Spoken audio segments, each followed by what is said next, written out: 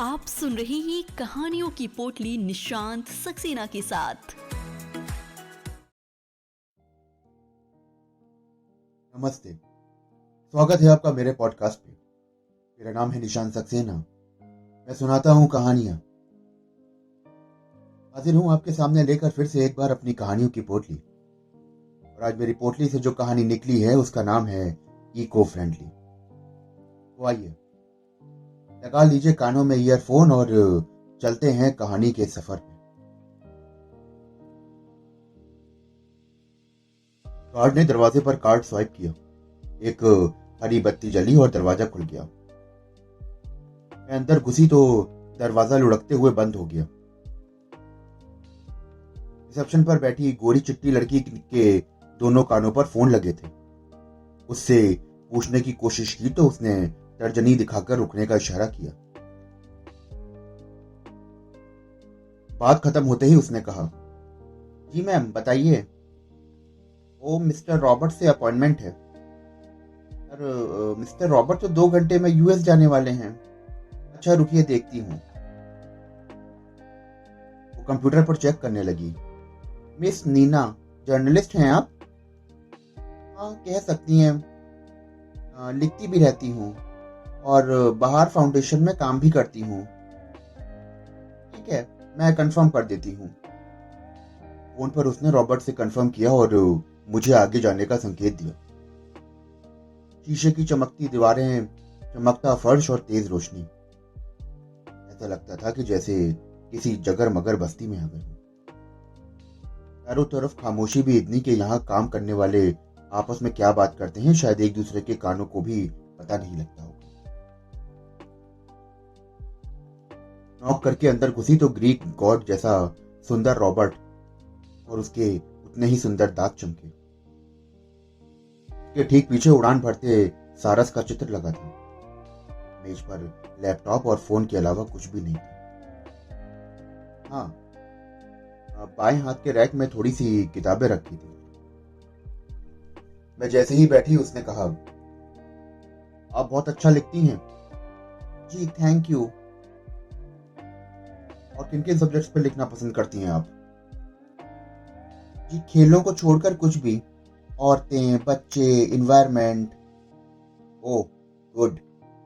लेकिन बेचारे खेलों से इतनी नाराजगी क्यों? नहीं, नाराजगी की बात नहीं है। खेल समझ में नहीं आते। खेलता कोई है, पैसे कोई बटोरता है, पागल कोई और हुआ जाता है। और जब से खेलों को खेल ना मानकर देशभक्ति से जोड़ दिया गया है, तब से तो ये मुझे और समझ में नहीं आते। Brilliant Tina, you Indian girls are really very intelligent. Thank you. तुम्हारी लिखी चीजें मैं अक्सर पढ़ता था। तुम्हारे सारे बिग बिग्स को मैं जानता हूँ, लेकिन तुम्हारी कलम का मुरीद भी हूँ। खास तौर से पानी को पॉल्यूट करने की जो रिपोर्ट्स तुमने लिखी हैं। जी सर।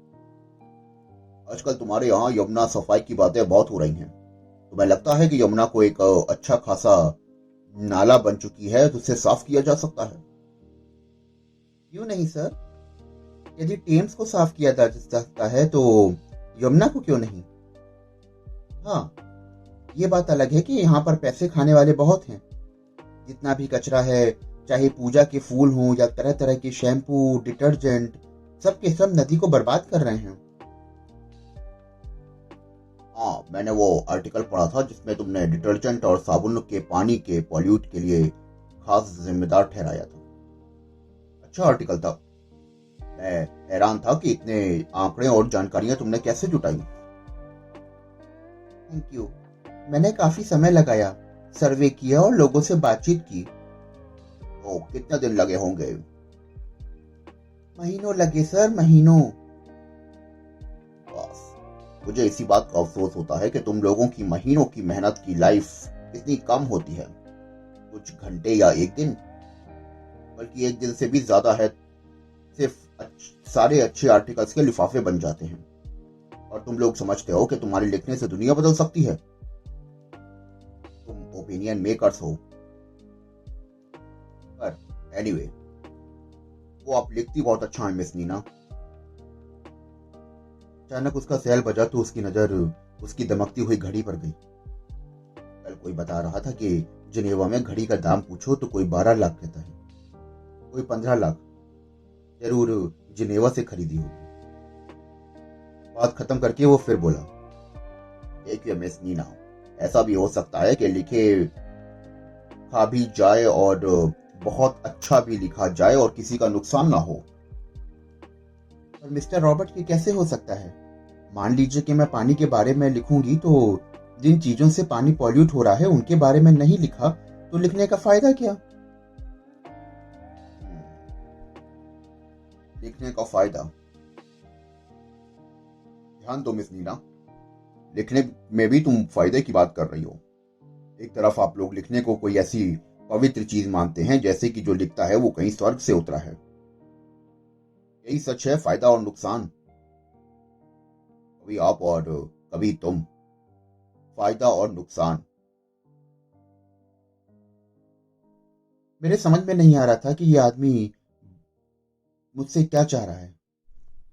अगर बॉस ने ना कहा होता तो मैं शायद इससे कभी मिलने नहीं आती। तो क्या मैं एक सिगरेट पी सकता हूँ? वैसे बाहर नो स्मोकिंग जोन लिखा हुआ है। फिर लाइटर के सिगरेट जलाकर दूसरे हाथ में मेज पर तबला बजाने लगा। फर्श पर बिछा नीला कालीन उस लंबे चौड़े रॉबर्ट के वेट से थरथरा कर करा उठा।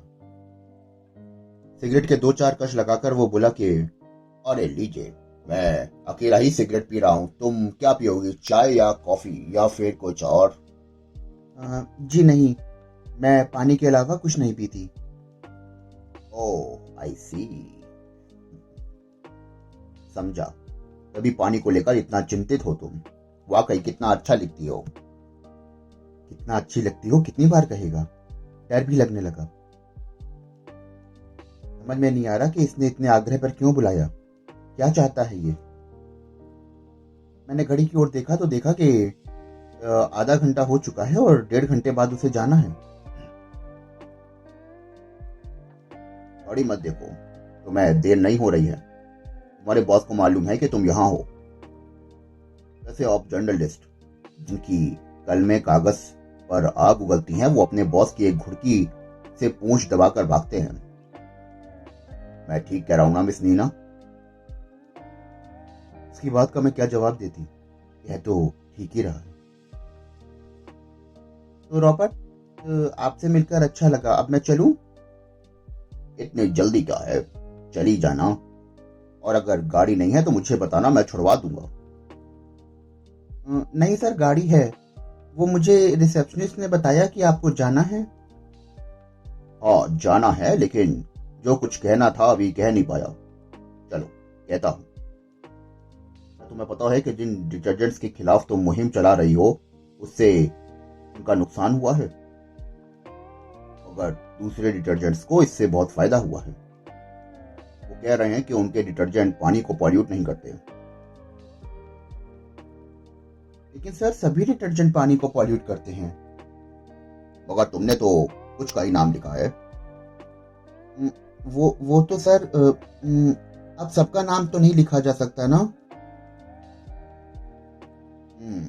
सबका सबका नाम नहीं लिखा जा सकता है।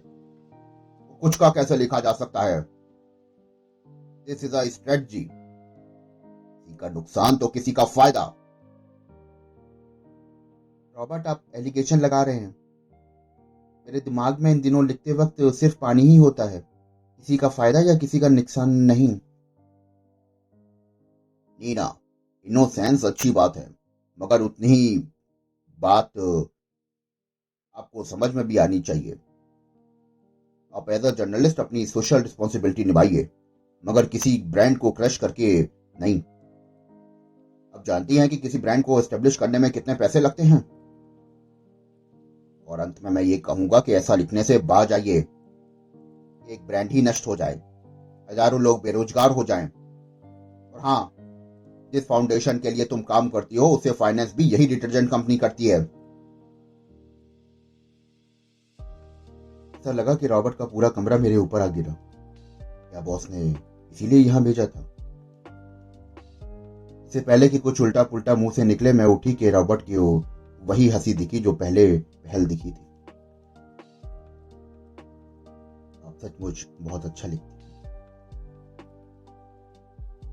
वो फिर बोला कि आप ऐसा लिखिए कि किसी का नुकसान ना हो। अगर ब्रांड ना रहेगा तो अखबार भी नहीं चलेंगे, क्योंकि अखबारों का सारा रेवेन्यू ब्रांडिंग से ही आता है। विज्ञापन ना हो तो अखबार एक दिन ना चले, और अखबार नहीं चलेंगे तो आपकी नौकरी भी गई। और आप ही नहीं, आप ना जाने आप जैसे कितनों की नौकरी चली जाएगी। अब क्या होगा इस सोशल रिस्पॉन्सिबिलिटी का। बस मिस्टर रॉबर्ट, कल जहर ब्रांडिंग करनी हो तो बताइएगा, क्योंकि खराब पानी जहर ही है। बाहर निकलती तो रॉबर्ट की चमकीली गाड़ी दिखी। वो मुझसे पहले बाहर निकलकर जा रहा था। उसकी बिल्ली आंखों में कोई हिंसा नहीं, बस एक ठंडापन था। उसने वेव किया तो मैंने सिर नीचा कर लिया। आसमान में सूरज बहुत तेज चमक रहा था। समझ में नहीं आ रहा था कि बॉस ने जानबूझकर ऐसा क्यों किया था। वो खुद ही कह देते, रॉबर्ट से लेसन दिलवाने की क्या जरूरत थी। दूर कीचड़ से भरी मरती हुई यमुना ना मेरे मरने पर ठाका लगाया और कहा कि अच्छा हुआ जो मछलियां भी मुझसे दूर चली गईं, क्योंकि अब यहां कोई जिंदा रहने लायक नहीं बचा।